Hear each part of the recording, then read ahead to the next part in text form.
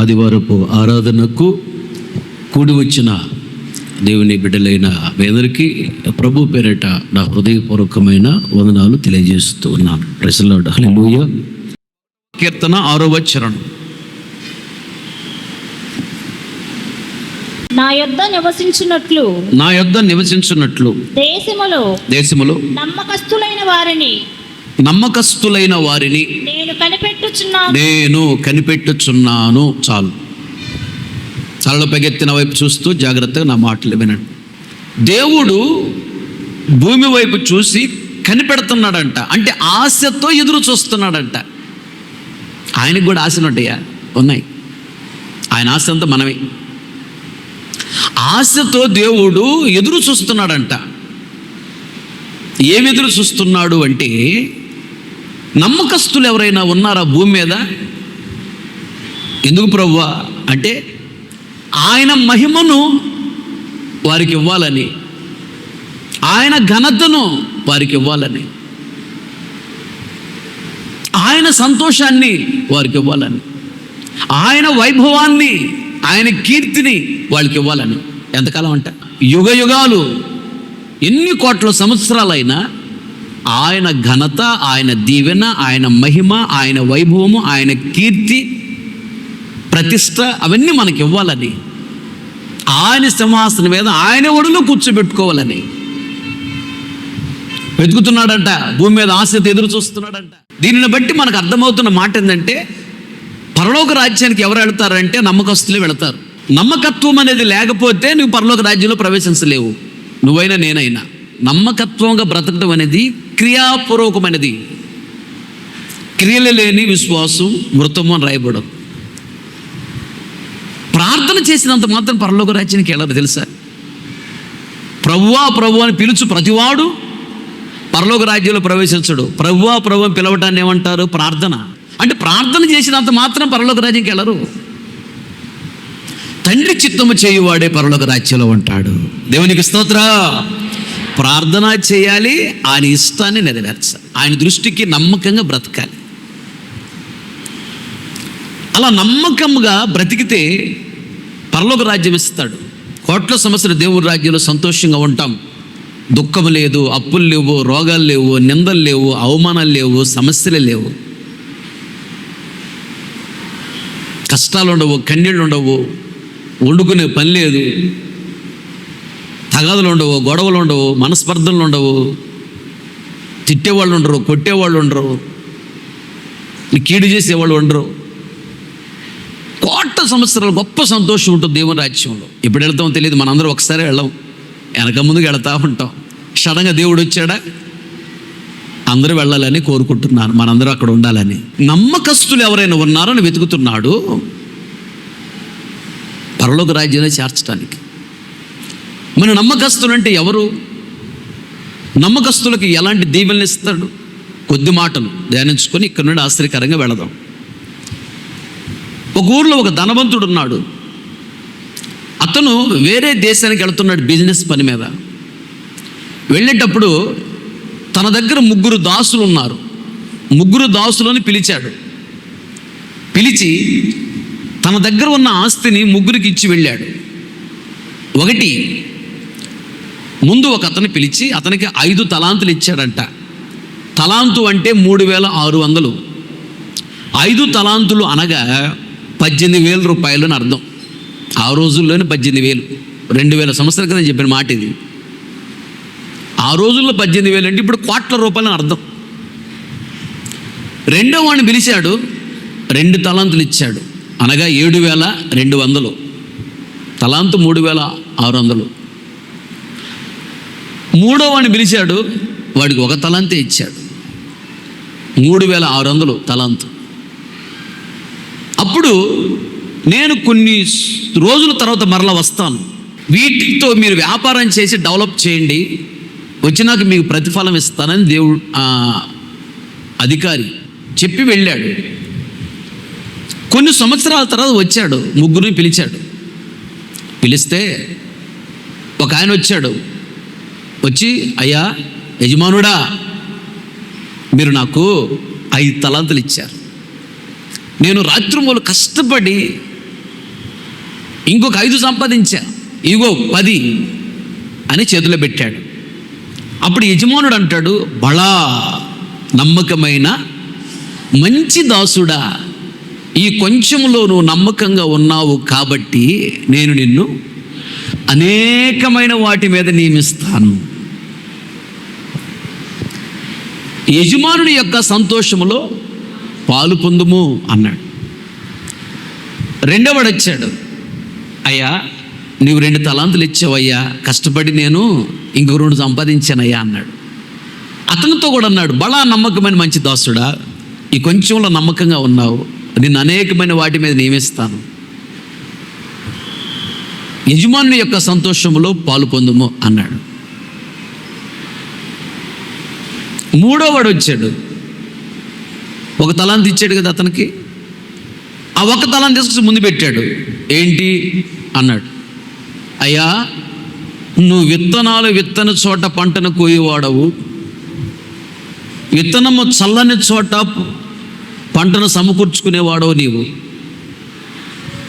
అది పెట్టి నేను వ్యాపారం చేస్తే ఆ ఒక్కటి పోయిందంటే నువ్వు లేనిపోయింది నన్ను కొడతావో తిడతావో అని చెప్పి ఎందుకు ఈ బాధలు అని చెప్పి తీసుకెళ్ళి గుంట తీసి గుంటలో పాతి పెట్టా, నేను నీకు ఇచ్చే తీసుకో.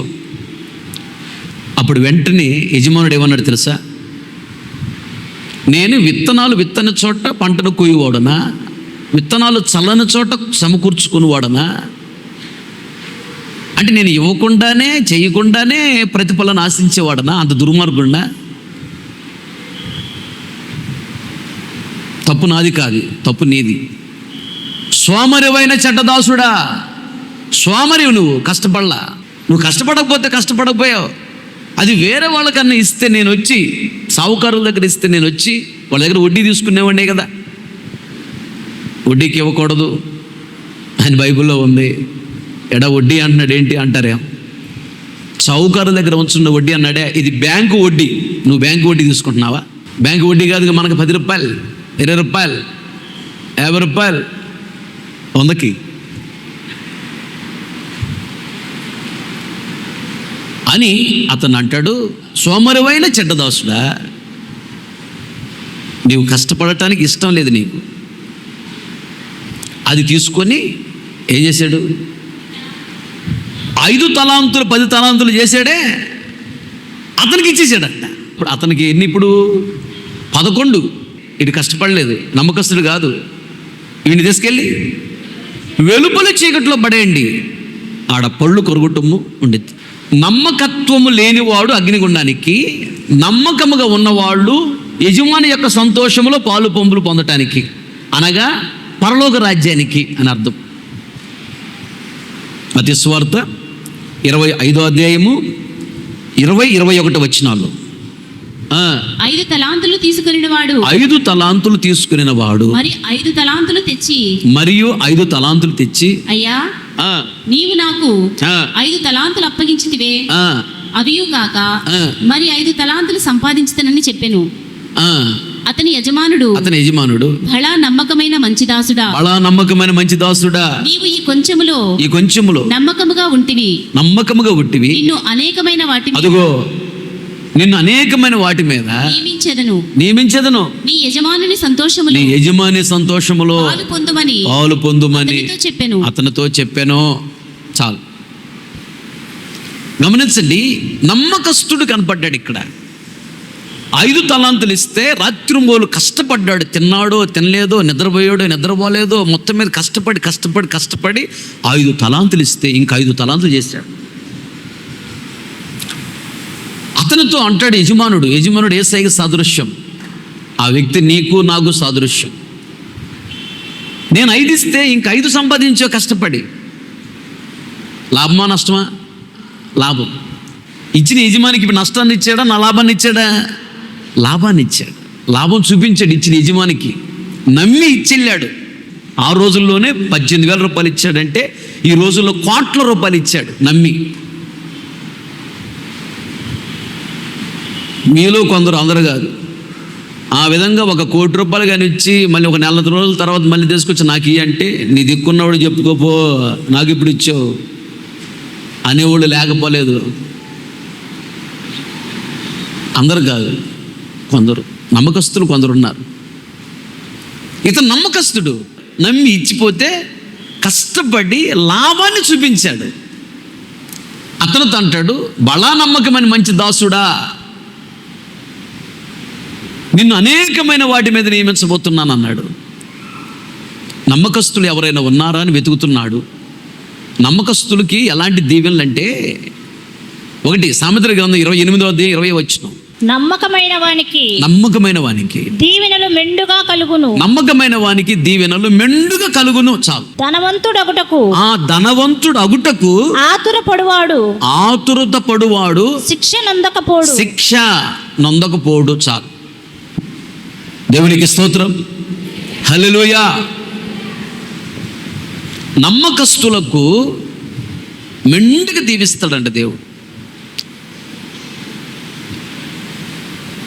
ఇక 24 గంటలు డబ్బు డబ్బు డబ్బు డబ్బు డబ్బు అని అదే మైండ్తో రాత్రి పోలు ప్రయాసపడుతుంటారే. వీళ్ళు ప్రార్థన చేసుకోరు, బైబిల్ చదవరు, మందిరానికి రారు, దేవుని కార్యక్రమాల్లో పాలు పంపులు పొందరు, దేవుని మందిరానికి ఇవ్వరు. ఇక రాత్రి పోలు డబ్బు డబ్బు డబ్బు డబ్బు, తర్వాత జబ్బు జబ్బు జబ్బు జబ్బు అని చెబుతుంటారు. ఎందుకంటే ఆరోగ్యాన్ని పట్టించుకోరు, నిద్రపోరు, ఇక రాత్రి పోలు డబ్బు డబ్బే. అలాంటి వాళ్ళకి దేవుడు శిక్షనిస్తాడంట. శిక్ష ఏంటి? శిక్ష జబ్బు. నాకు ఎంత అవసరమో అంత ఇవ్వు ప్రభువా, అంతకంటే ఎక్కువ నాకు వద్దు. ఇలా అడగాలి దేవుణ్ణి. నేను అదే అడుగుతా, ప్రభు నాకు ఎంత అవసరం అంతే ఇవ్వు. ఎందుకంటే సామెతల గ్రంథంలో ఒక మాట, ఒకవేళ ఎక్కువ ఇస్తే ఏమంటారంట, నేను మదించిన వాడనై యెహోవా ఎవడు అంటానేమో, వమ్ము నిన్ను దూరం చేసే డబ్బు నాకు వద్దు. ఒకవేళ తక్కువ ఇస్తే దరిద్రుడనై నేను నిన్ను అసహించుకుంటానేమో, నీకు దూరం అయిపోతానేమో. అందుకని తక్కువ వద్దు, ఎక్కువ వద్దు, నాకు ఎంత అవసరమో అంతే ఇవ్వు. ఇది కరెక్ట్ ప్రార్థన. కోట్లు కోట్లు కావాలని అడగ్గాక ఆ డబ్బు నిన్ను దేవుని రాజ్యానికి దూరం చేస్తుంది. జాగ్రత్త. డబ్బు చాలా ప్రమాదకరమైంది. అన్యాయపు స్త్రీ అంటే అది అన్యాయం చేసిపోద్ది. ఎంత అవసరం అంతే ఇవ్వు ప్రభు అని అడుగు. అయితే నమ్మకస్తులకు మెండుగా ఇస్తాడండి దేవుడు. నువ్వు నమ్మకంగా బ్రతుకు, దేవుడు నీకు మెండుగా ఇస్తాడు. ఆ నమ్మకత్వాన్ని ప్రక్కన పెట్టి నమ్మకంగా ఉండకుండా నువ్వు డబ్బును పరిగెత్తుకుంటే వెళ్ళిపోతే డబ్బు దొరకదు, శిక్ష వస్తుంది. జాగ్రత్త. నిన్ను నీ పిల్లలను దేవుడు మెండుగా దీవిస్తాడు. దేవుడు మాట తప్పుతాడా? మాట మార్చుకుంటాడా? మన దేవుడైనా చేతగాని వాడా? ఏదైనా చేయగల సమర్థుడు. చేస్తాడు. నమ్మకస్తులు ఎవరైనా ఉన్నారని వెతుకుతున్నాడు ఆయన రాజ్యాన్ని తీసుకెళ్ళటానికి, భూమి మీద మెండుగా దీవించటానికి. అంతేకాదు, ఇక్కడ ఒక నమ్మకస్తుడు కనపడ్డాడు. 5 తలాంతులు ఇస్తే వాటిని ఎక్స్ట్రా 5 సంపాదించాడు, 10 తలాంతులు చేశాడు. అతను అంటున్నాడు, బలా నమ్మకమైన మంచి దాసుడా. నమ్మకస్తుడు ఇతను. లాభాన్ని చూపించాడు, నష్టాన్ని చూపించలా. ఇతను అంటాడు, బలా నమ్మకమైన మంచి దాసుడా అన్నాడు. అని అంటాడు, నిన్ను అనేకమైన వాటి మీద నేను నియమిస్తానంటాడు. అనేకమైన వాటి మీద నియమిస్తానంటే అర్థం ఏంటి? అధికారిగా ఉంచుతానని అర్థం. నువ్వు నమ్మకంగా బ్రతుకుతూ ఉంటే దేవుడు ఉద్యోగం చేస్తున్న చోట, వ్యాపారం చేస్తున్న చోట, పంట పొలంలోకి వెళుతున్న చోట, చదువుకునే చోట, అక్కడ ఉన్న వాళ్ళందరికంటే గొప్పగా అధికారిగానే నువ్వు ఉంటావు. ఆమె చెప్పు. ఆమె అనేకమైన వాటి మీద, అనేక మంది మీద అధికారిగా దేవుడు ఉంచుతాడు. అంటే అనేక మందికి భోజనం పెట్టే స్థితిలో, అనేక మందికి వస్త్రాలు ఇచ్చే స్థితిలో, అనేక మందికి ఆలోచన చెప్పే స్థితిలో, అనేక మందిని లీడ్ చేసే స్థితిలో, నడిపించే స్థితిలో అధికారిగా ఉంచుతాడు. మెండుగా దీవిస్తాడు. తీసుకునే స్థితిలో పెట్టాడు, అనేక మందికి ఇచ్చే స్థితిలో పెడతాడు. అంతేకాదు, ఇంకో మాట అన్నాడు, బలా నమ్మకమైన మంచి దాసుడా అన్నాడు. నమ్మకముగా బ్రతికేవాడికి ఒకటి మెండుగా దీవెనలు, రెండోది అనేకమైన వాటి మీద పెడతాడంట, అంటే అధికారిగా ఉంచుతాడు. మూడోది ఏంటంట, మంచి దాసుడుగా దేవుడు మారుస్తాడంట. అది అపోస్తుల కార్యములు 2వ అధ్యాయం 18వ వచనంలో ఒక మాట ఉంటుంది. ఆ దినములలో నా దాసుల మీదను నా దాసుల మీదను నా దాసురాండ్ర నా మీదను దాసురాండ్ల మీదను నా ఆత్మను నా కుమ్మరించెదను ఆత్మను కనుక కుమ్మరించెదను గనుక వారు ప్రవచించెదరు. చాలు. ఎవరైతే నమ్మకంగా బ్రతుకుతూ ఉంటారో వారు ఆయన మంచి దాసులంట. వారికి అభిషేకాన్ని ఇస్తాడు. కొద్దిగా చెప్పట్లో ఆమె అభిషేకం నీ మీదకి వచ్చిందంటే నువ్వు కనపరచబడతావు. అభిషేకం పొందుకోవటమే కాదు, రోజు ఆత్మలు ఆనందించాలి. ఇంట్లో కూడా ప్రార్థన చేసుకుంటూ ఆత్మలు ఆనందిస్తూ ఉండాలి, వాడుకోవాలి. నమ్మకముగా బ్రతకటం వల్ల ఎన్ని దీవులను చూడు. ఒకటి, మెండుగా దీవిస్తాడంట. రెండోది, అనేకమైన వాటి మీద అధికారిగా ఉంచుతాడంట. మూడోది, మంచి దాసుడు మంచి దాసురాలుగా మారుస్తాడు, అభిషేకాన్ని ఇస్తాడు. పరలోక రాజ్యాన్ని తీసుకుని వెళ్ళి ఫేస్ టు ఫేస్ ఆయన ముఖం మనం చూస్తాం, మన ముఖం ఆయన చూస్తాడంట. ఇప్పుడు ఎప్పుడన్నా దర్శనంలో కనపడితే ఆయన మహా ఆనందం, అమ్మో నాకు ఈరోజు ప్రభు కనపడ్డాడు. దర్శనం కలలో కనిపిస్తేనే మహా ఆనందం, అమ్మో దేవుడు నాకు కనిపించాడు. అసలు డైరెక్ట్ ఫేస్ టు ఫేస్ చూస్తాం. యేసయ్య చాలా అందగాడు. నేను చూసి ఆయన్ని సర్వాంగ సుందరుడు. ఆయన అంత అందమైన వాళ్ళు భూమి మీద ఎవరు లేరు. మనుషుల్లో అంత అందమైన వాళ్ళు ఎవరు లేరు. ఎక్కడ వంకొండదు ఆయనకి, వేలు కానీ కాలు కానీ ఎక్కడ వంకొండదు.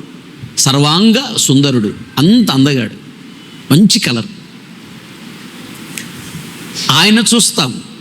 అంతేకాదు, పరలోక రాజ్యం వెళ్ళిన తర్వాత నల్లటోళ్ళు ఉండరు అక్కడ. అంతా మహిమా శరీరంతో ఉంటాం, మహిమలో ఉంటాం. నమ్మకముగా బ్రతికితే చూడు మంచి దాసులుగా మారుస్తాడంట, అభిషేకం ఇస్తాడంట.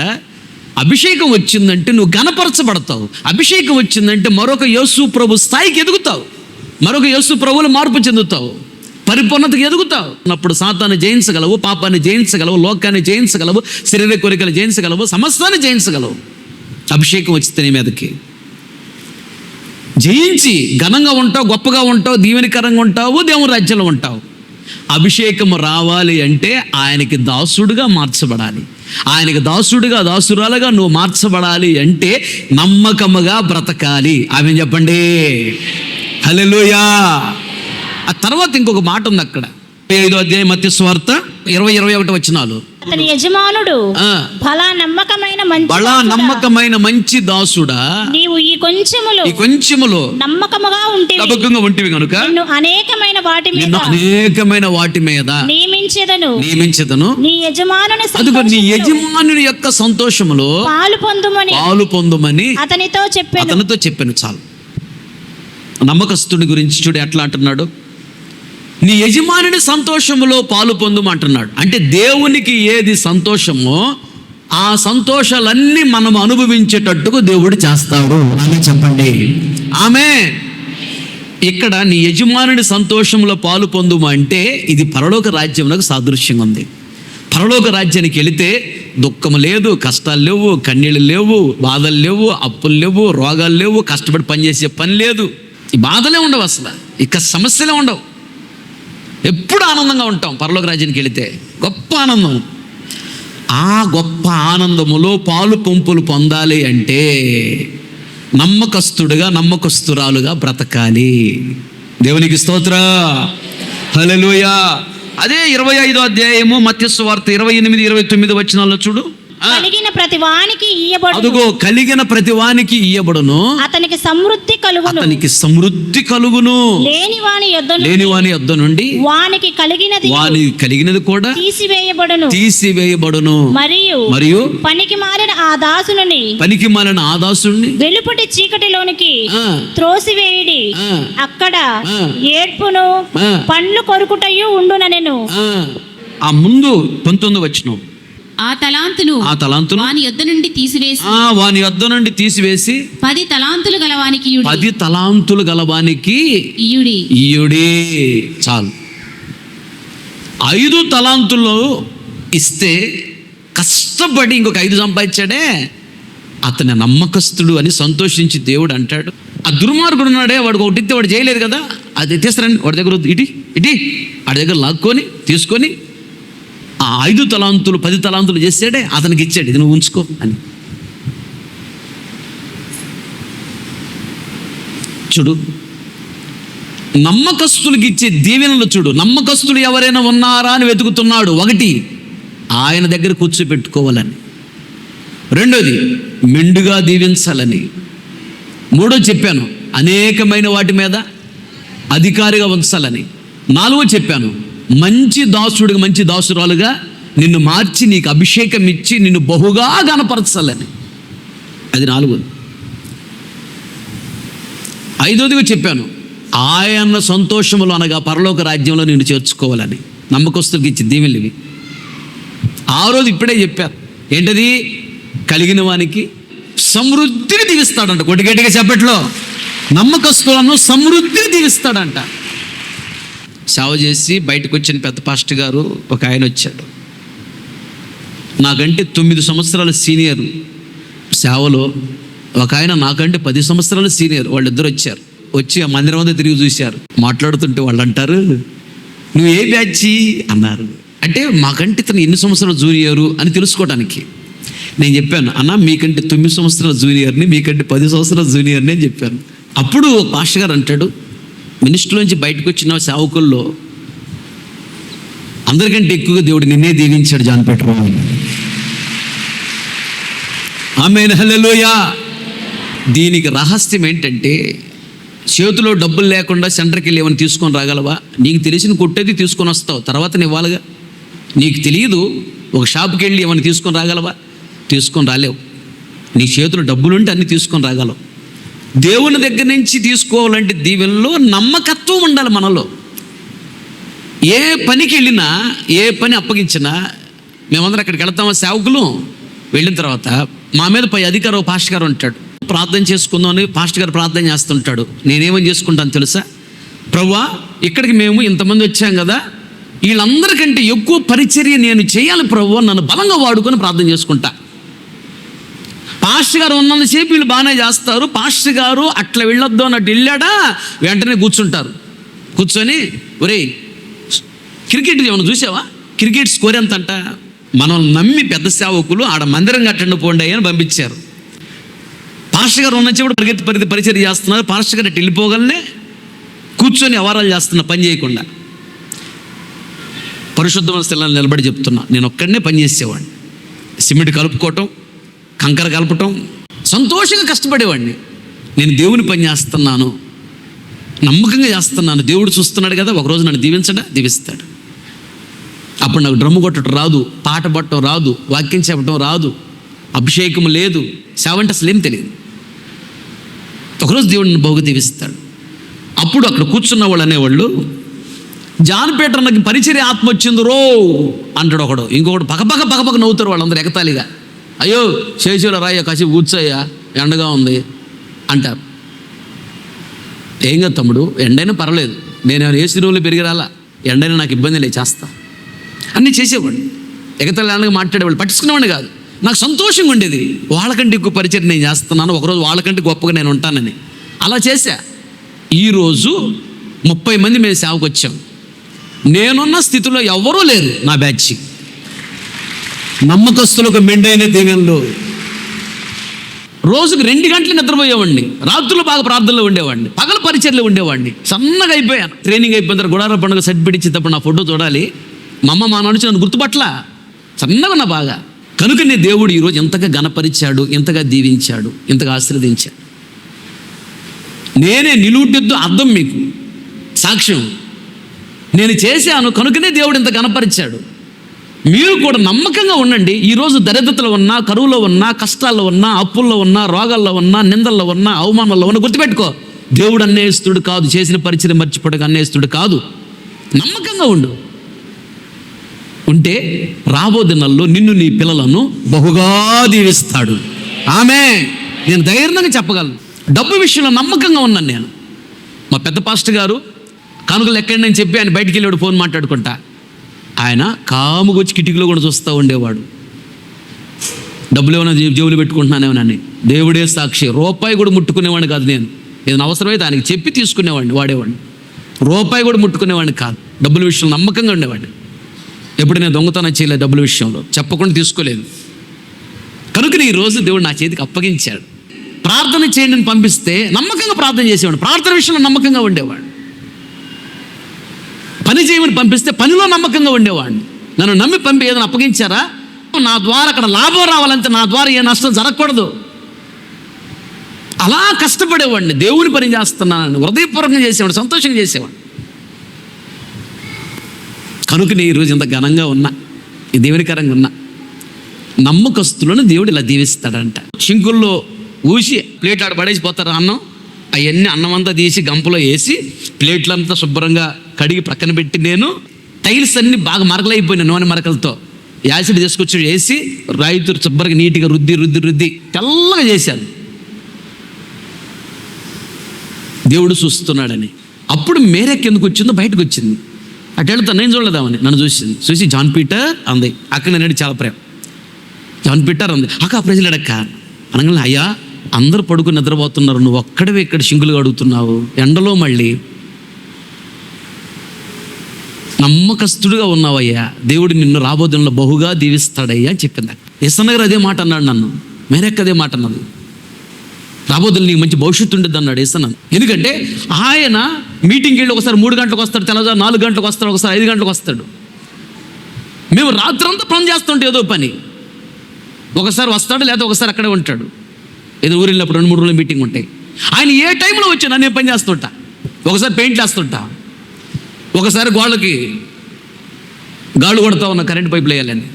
ఆయన వచ్చినప్పుడు ఇంకోసారి కంకర బస్తా ఎత్తుకొని మెట్లు ఎక్కుతున్నా, ఒకసారి కంకర కలుపుతున్నాను నేను లైట్లు కట్టుకొని, ఒకసారి వాల్ పోస్టులు వేస్తున్నాం. 4 సార్లు చూశాడు. ఒక మాట అడిగాడు, ఏం పేరు నీ పేరు అన్నాడు. జాన్ పీటర్ అన్నా అన్నాను. ఏ ఊరి నుంచి సేవకు వచ్చావన్నాడు. చిలకలూరిపేట అన్నా అన్నాను. అనంగంలో ఒక మాట అన్నాడు, నాకు ఆశ్చర్యం వేసింది. చిలకలూరిపేట సంఘంలో జయమ సిస్టర్ తెలుసా నీకు, విశ్వాసి అన్నాడు. అనగలు నేను అన్నాను, ఆవిడ మా సొంత అక్క అన్నా అన్నాను.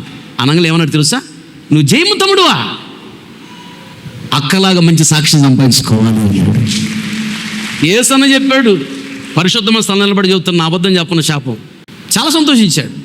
నీవు పరిచర్య చేస్తున్నప్పుడు నేను గమనించాను, ఇవన్నీ నీకు వచ్చా ముందే అన్నాడు. నాకు రావన్నా అన్నాను. మరి ఎలా చేస్తున్నాను అన్నాడు. ప్రార్థన చేసుకుంటానన్నా, దేవుడు కృపణిస్తున్నాడు, చేస్తున్నాను అన్నా అన్న.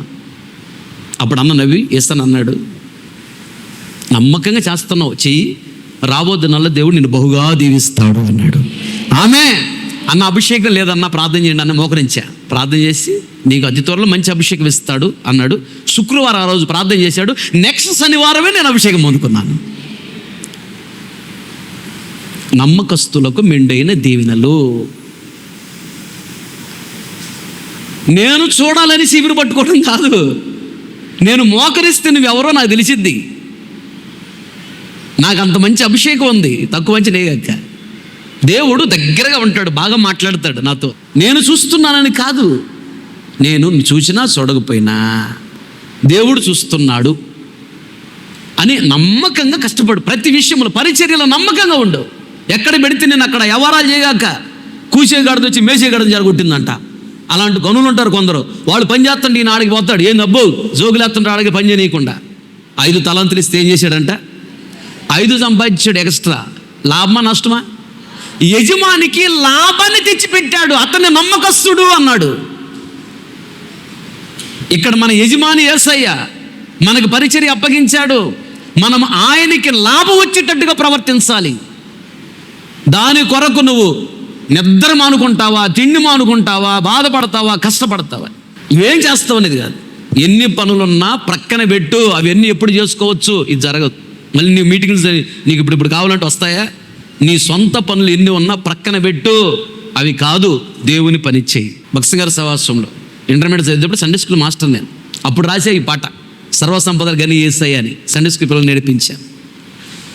మా నాన్నకి ఏలు గడ్డపార పడి ఇరిగిపోతే అది కట్టేశారు. రోజు నీళ్లు పోయాలి అన్నారంట.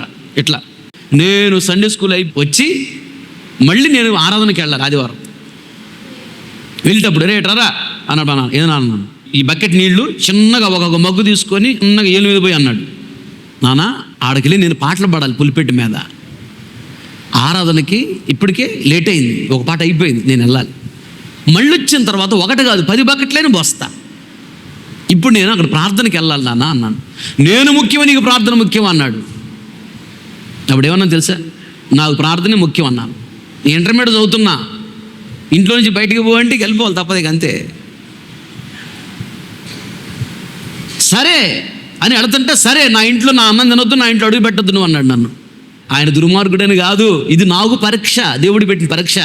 తండ్రికి విలువిస్తానా, అక్కడ దేవుడు ఆ తండ్రికి విలువిస్తానా పరీక్ష పెట్టాడు. నాకు ప్రార్థనే ముఖ్యమని వెళ్ళిపోయా. అక్కడికి వెళ్ళి ఏడ్చి ప్రార్థన చేశాను. నాతో మాట్లాడు ప్రభు. అయిపోయిన తర్వాత నేను ఇంటికి రాలా, నా ఇంటికి రావద్దన్నాడు కదా. నేను చాలా రోషం గలవాడిని, చాలా రోషంగా ఉంటాను, మాట అంటే మహా రోషం నాకు. అందుకే నేను ఇంటికి వెళ్ళాలా, వద్దన్నాడుగా అని ప్రార్థన చేసుకుంటూ ఉన్నాను. మా నాన్నే వచ్చాడు మందిరం దగ్గరికి. ఏదరా ఇంటికి రాలేదు అన్నాడు. వద్దన్నావు కదా అన్నాను. ఏదో కోపంలో అన్నానులే, అందుకని రావా, ఆనందంగా రా అని చేయబట్టుకు తీసుకుని వెళ్ళి ఆడు ప్రార్థన చేశాను. ప్రభు ఆయనతో మాట్లాడాడు. నేను సేవకు వచ్చేటప్పుడు మా నాన్నకి ఇష్టం లేదు, సేవకు వద్దన్నాడు. నాకు సేవే ముఖ్యం అని మా నాన్న మాట వినకుండా సేవకు వచ్చా. ఈరోజు గొప్పగానే ఉన్నా. తల్లిదండ్రుల మాట వినాలి, దేవుని మాట కంటే ఎక్కువ కాదు, అది గుర్తుపెట్టుకో. తల్లిదండ్రుల మాట వినాలి, కానీ తల్లిదండ్రులు దేవుని కంటే ఎక్కువ కాదు, అది గుర్తుపెట్టుకో. తల్లిదండ్రుల మాట వినాలి, దేవుని మాటకు మించి కాదు. దేవుడు వద్దని చెబితే తల్లిదండ్రులు చేయమన్నారా, చేయకూడదు. దేవుడు చేయమన్నాడు, తల్లిదండ్రులు వద్దన్నారా, దేవుడు చేయమన్నాడు, చేయాలంతే. నేను అలా చేశా, అందుకని దేవునికరంగా ఉన్నా. ఇప్పుడు వాళ్ళు దేవునికరంగా ఉన్నారు. ఆ రోజు మా నాన్న మాటిని నేను సేవకు రాకుండా ఆగిపోతే ఈరోజు వాళ్ళు షాపులు ఉండేవాడిని, ఏ షాపుల్లో ఉండేవాడిని. మా నాన్న మాట వినకుండా సేవకు వచ్చాను. సేవలో నమ్మకం కష్టపడ్డాను, దేవుడు ఆశీర్వదించాడు, దేవుడు కనపరిచాడు. ఇది ఆరంభమే, ఇంకా రాబోతున్న దేవుడు గొప్పగా దీవిస్తానని చెప్పాడు. నమ్మకస్తులు ఎవరైనా ఉన్నారా అని వెతుకుతున్నాడు దేవుడు. దశంభాగుల నమ్మకంగా ఉండు, ఇచ్చే కానుకలు నమ్మకంగా ఉండు. ఆమేన్, హల్లెలూయా. అక్కడ మాట చదువు ముగించుకుందాం. అక్కడ ఏంటంటే 25వ అధ్యాయం మత్తయి సువార్త, కలిగిన ప్రతి వానికి ఇయ్యబడును, అతనికి సమృద్ధి కలుగును, లేని వాని యొద్ద నుండి వానికి కలిగినది తీసివేయబడును. చాలు. నమ్మకస్తునకు మెండైన దీవెనలు ఇస్తాడు, పరలోక రాజ్యం ఇస్తాడు. నమ్మకస్తుడు అంటే దేవునికి లాభాన్ని తీసుకొచ్చే వారంగా ఉండాలి. మన మాటల ద్వారా, మన ప్రవర్తన ద్వారా, మన ఆలోచన విధానం ద్వారా సంఘానికి లాభము చేకూర్చబడాలి. సేవకులకి లాభం రావాలి, సంఘానికి లాభం రావాలి, మందిరానికి లాభం రావాలి, దేవునికి లాభం రావాలి. మన ద్వారా నష్టం రాకూడదు. నీ ద్వారా అనేక మంది మందిరానికి రావాలి, కానీ నీ మాటల ద్వారా మందిరానికి ఎవరు దూరం కాకూడదు. చెప్పినోడు బాగానే ఉంటాడు, సాడీలు ఆ విన్నవాడి జీవితం నాశనం అయిపోద్ది. కలిగిన వానికి ఇవ్వబడను అన్నాడు, కలిగిన వాళ్ళకి ఇస్తాడు దీవెనలు. నమ్మకస్తుడు ఏమి కలిగి ఉండాలి అంటే ఇక్కడ ఇప్పుడు చెప్తా. నమ్మకస్తుడు ఏం కలిగి ఉండాలంటే, నువ్వు నమ్మకస్తురాలుగా దేవుని దృష్టిలో కనపడాలంటే, ఒకటి, దేవుని కార్యం అనగా నీకు సంతోషం ఉండాలి. చెప్పండి అందరూ, ఏముండాలి? దేవుని కార్యము చేయటానికి నీకు సంతోషం ఉండాలి, దేవుని కార్యము చేయటానికి ఉత్సాహం ఉండాలి. దేవుని కార్యము ఏదైనా సరే చేయాలి అంటే నీకు దేవుని భయం ఉండాలి. దేవుని కార్యం చేయటానికి నువ్వు లోబడాలి, సేవకుని మాటకు లోబడాలి. పని గొప్పది కాదు, పనిలో నమ్మకత్వము గొప్పది. చిన్న పని నీకు అప్పగించిన ఒక దీవెన చూడు. 5 తలాంతులు ఇచ్చినోడంతో అంటాడు, 5 చేస్తే బలా నమ్మకమైన మంచి దాసుడు, ఈ కొంచెంలో నమ్మకంగా ఉన్నావు, నిన్ను అనేకమైన వాటిని నియమిస్తున్నాడు. 2 తలాంతులు సంపాదించినోడిని కూడా ఏమన్నాడు? అదే సేమ్ అన్నాడు, అదే మాట. ఈ కొంచెంలో నువ్వు నమ్మకంగా ఉన్నావు కాబట్టి అనేకమైన వాటి మీద నేను నియమిస్తాను, నీ యొక్క యజమాని సంతోషంలో పాలు పొందన్నాడు. చూసావా? ఆయన కష్టపడి 5 సంపాదించాడు, ఈయన కష్టపడి 2 సంపాదించాడు. ఆయనకి సమానమైన దీవెనంట. కారణం ఏంటి తెలుసా? పని గొప్పది కాదు, పనిలో నమ్మకత్వం గొప్పది. నీకు పెద్ద పని అప్పగించినా, చిన్న పని అప్పగించినా దేవుడు చూస్తున్నాడని భయముతో నమ్మకం కష్టపడు. సంతోషంగా చేయాలి, ఉత్సాహంగా చేయాలి, దేవుడు చూస్తున్నాడన్న భయముతో చేయాలి, లోబడుతూ చేయాలి. నీ పైన అధికారులు ఉంటారు, దైవజనులు చెప్పిన మాటకు లోబడాలి. అక్కడ ఎవరైనా పెద్దోళ్ళు ఉంటారా, అయ్యా ఇటు చేసుకుందాం అనగానే ఆ మాటకు లోబడాలి. ఆయన చెప్తే మనం చేసేది ఎందురా, వాడు ఆ పార్టీ ఈ పార్టీ, పార్టీలు గిట్టీలు తీసుకొచ్చి మందిరంలో పెట్టావంటే శాపం నీకు. అది బయటే, అది మనకు అవసరం లేదు. నీకు నచ్చినోడు కొట్టేసుకో, కానీ అది మన మైండ్లో ఉండకూడదు. మన పరలోకానికి సంబంధించిన వాళ్ళం, భూలోకానికి సంబంధించిన వాళ్ళం కాదు. మనుషులకి ఎవరు బానిసలం కాదు, మన దేవునికే బానిస. దేవునికి దాసులం, మనుషులకు దాసులం కాదు, పార్టీలకి దాసులం కాదు. నీకు నచ్చినోడు కొట్టేసుకో. ఈ లోకాన్ని పంపింది దేవుడు, కాపాడే దేవుడు, ఆశీర్వదించే దేవుడు, పరలోక రాజ్యం ఇచ్చే దేవుడు మనుషులు ఎవరు కాదు. మనుషులకు కాదు మన దాసులు కావాల్సింది. దేవుడు చెప్పాడు, మీరు మనుషులకు దాసులుగా ఉండొద్దు, దేవునికి దాసులుగా ఉండాలి. ఆమె చెప్పండి అందరూ, ఆమె చెప్పాలి గట్టిగా, హల్లెలూయా. కలిగిన వానికి ఇస్తాడంట. ఏమేం కలిగి ఉండాలి మనము? ఒక నమ్మకస్తుడు ఏమేం కలిగి ఉండాలి? ఆసక్తి ఉండాలి నీకు. ఆసక్తి అంటే ఇష్టం, దాన్ని వైరాగ్యం అంటారు. ఆసక్తి ఉండాలి, ఆశ ఉండాలి. దేవుని పని చేయాలి, దేవుని మందిరానికి ఇవ్వాలి, దేవుని కొరకు కష్టపడాలని ఆశ ఉండాలి, ఆసక్తి ఉండాలి, లోబడాలి, విశ్వాసం ఉండాలి. నేను దేవుని పని చేస్తున్నాను కాబట్టి నమ్మకంగా దేవుడు నన్ను దీవిస్తాడు, దేవునికి ఇస్తున్నాను కాబట్టి దేవుడు నాకు ఇస్తాడు, దేవుని కొరకు నేను బ్రతుకుతున్నాను కాబట్టి దేవుడు నన్ను దీవిస్తాడు. ఒక రోజున నన్ను తల ఉంచుకునేటట్టు చేయడు, ఒకరోజు నా తల ఎత్తి నేను కనపరుస్తాడని విశ్వాసముతో దేవుని కార్యం చేయాలి. ఇది నమ్మకస్తులకు ఉండాల్సిన క్వాలిటీస్. అలాగే దేవుని పని చేస్తున్నప్పుడు నువ్వు పిచ్చి పిచ్చి ఆలోచనలు చేస్తూ, పిచ్చి పిచ్చి చూపులు చూస్తూ, పిచ్చి పిచ్చి మాటలు మాట్లాడుతూ చేయగాక, పరిశుద్ధమైన చూపులతో, పరిశుద్ధమైన మాటలతో, పరిశుద్ధమైన ఆలోచనలతో, పరిశుద్ధమైన ప్రవర్తనతో దేవుని పని చేసుకుంటూ వెళ్ళు పరిచర్య చేసేటప్పుడు. అప్పుడు నీవు నమ్మకస్తుడు, నమ్మకస్తురాలు. అలాగే అందరూ ప్రేమ కలిగి ఉండాలి. ప్రేమ కలిగి సొంత అన్నదమ్ముల్లా అక్క చెల్ల కలిసిమెలిసి ఉండాలి. నీ చెల్లెలు తిట్టిందనుకో నిన్ను, లేదా మీ అక్క నిన్ను తిట్టిందనుకో, ఆ కాసేపు తర్వాత మళ్ళీ అంటే మాట్లాడుకుంటారు లేదా? కానీ విశ్వాసులు మాత్రం సంవత్సరాలు మాట్లాడుకోరు దేవుడి వల్ల.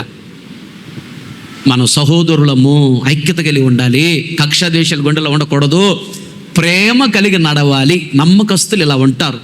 పరిశుద్ధత కలిగి నడవాలి, విశ్వాసము కలిగి నడవాలి, విధేయత, లోబడుతూ నడవాలి. మాటకి పెద్దోళ్ళకి మాట చెప్పారు, అరే తప్పురా అని అలాగే నన్ను అని చేసుకుని వెళ్ళిపోలేదు. అంతే. ఇవన్నీ రావాలంటే ప్రార్థన ఉండాలి. ఎవరికైతే ప్రార్థన జీవితం ఉంటుందో ఇవన్నీ వస్తాయి. ఇవన్నీ ఎవరికైతే వస్తాయో వారు నమ్మకస్తులు. ఎవరైతే దేవుడు దృష్టిలో నమ్మకస్తులుగా ఉంటారో వాళ్ళని దేవుడు గొప్ప అధికారిగా ఉంచుతాడు, ఘనపరుస్తాడు, నిండుగా మెండుగా దీవిస్తాడు, పరలోక రాజ్యం ఇస్తాడు, సమృద్ధిని ఇస్తాడు. నమ్మకస్తులు నువ్వు కనపడాలంటే ఇవి ఉండాలి. ఆసక్తి ఉండాలి, ఆశ ఉండాలి, తగ్గింపు ఉండాలి, విధేయత ఉండాలి, సహనం ఉండాలి, ఓర్పు ఉండాలి. ఒక మాట అన్నా ఏం పట్టించుకోక ఓర్చుకున్నవాడు గొప్పడవుతాడు. సహించిన వారమైతే ఏలుబడి చేస్తాము అనగా 1000 ఏళ్ళ పరిపాలన ఏలుబడి చేయాలంటే నీకు సహనం ఉండాలి. తండ్రి యేసయ్యను నమ్మి భూలోకాన్ని పంపించాడు. నువ్వు వెళ్ళి చేయగలవు నాయన వెళ్ళన్నాడు. యేసయ్య వచ్చి నమ్మకంగా చేశాడు, నమ్మకస్తుడు.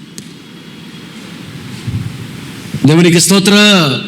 అప్పుడు దీవిస్తాడు. మోకరించడం ప్రార్థన చేసుకో. ప్రేమగల తండ్రి, జీవముగల యేసయ్య, సర్వశక్తి కనికరం గల దేవా స్తోత్రం. ఎంతైనా నమ్మదగిన దేవుడు,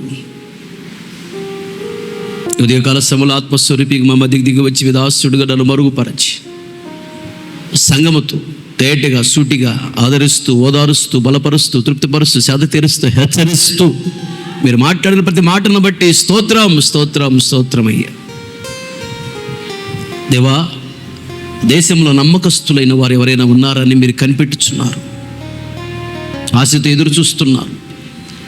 నమ్మకస్తులను కనుగొని మీ సింహాసనం కూర్చుండబెట్టాలని, నీ మహిమను, నీ ఘనతను, నీ ఔన్నత్యాన్ని, నీ దీవెనలు, నీలో ఉన్న సంతోషం అన్నీ నమ్మకస్తులకు ఇవ్వాలని మీరు ఎదురు చూస్తున్నందుకు స్తోత్రం, స్తోత్రం. నమ్మకస్తులకు మెండైన దీవెనలు అన్నారు. అనేకమైన వాటి మీద అధికారిగా ఉంచుతానన్నారు దేవా. నమ్మకస్తులను మంచి దోస్తులుగా మలచి మార్చి బలమైన అగ్నాభిషేకము చేత నింపి వెళ్తున్న ప్రతి మార్గంలో చేస్తున్న ప్రతి పనులు ఘనపరుస్తానని మాట్లాడారు ప్రభువా, నీకు స్తోత్రం. నమ్మకస్తులు నీ దాసులుగా మార్చబడతారు. నీ రాజ్యంలో 1,000 సంవత్సరం నీ ముఖమును చూస్తూ సంతోషంగా ఉంటారని. నమ్మకస్తులు సమృద్ధిగా దీవించబడతారని. అలాగే నమ్మకస్తులు నీ సంతోషములు పాలు పంపులు పొందుతారని. ఎవరైతే నమ్మకంగా ఉండరో వారిది కూడా నమ్మకస్తులకు ఇవ్వబడుతుందని. నమ్మకస్తులు మీ రాజ్యంలో ఉంటారని, ఈ లోకంలో కూడా గొప్ప ఘనంగా ఉంటారని. నమ్మకస్తులకు కలిగే ఆశీర్వాదాలు ఏంటో చెప్పారు దేవా.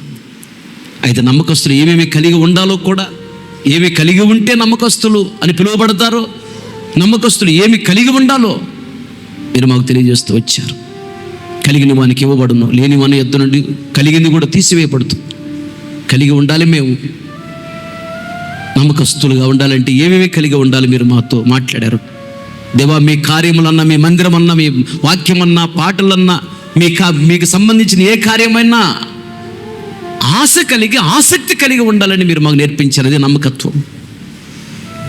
ఆశ కలిగి ఉండాలి, ఆసక్తి కలిగి ఉండాలి, సంతోషంగా ఉండాలి, ఉత్సాహంగా చేయాలి, సహనముతో చేయాలి మీ కార్యము, లోబడుతూ చేయాలి మీ కార్యము, తగ్గించుకుంటూ చేయాలి మీ కార్యం, ప్రేమతో చేయాలి మీ కార్యం, విశ్వాసముతో చేయాలి.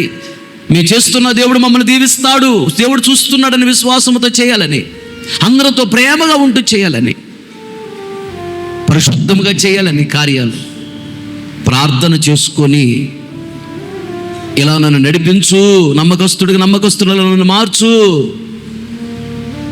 అని ప్రార్థన చేసుకుని కార్యాలు మేము చేయాలి. అప్పుడే మేము నమ్మకస్తులు ప్రభువా నీ దృష్టిలో బ్రతకగలమని మీరు మాకు నేర్పించినందుకు స్తోత్రం. ఎత్తమైన వాక్యం కాకూడదు అన్న ప్రతిగుండల వాక్యాన్ని స్థిరపరిచి వాక్యానుసారం జీవితం అనుగ్రహించు. దేవా, మీ బిడ్డలు బయలుదేరి పెడుతున్నారు, మీ సరైన సముఖాన్ని తోడుగా ఉంచండి, సకాలంలో క్షేమ గమ్యం చేరటానికి కృప చూపించు.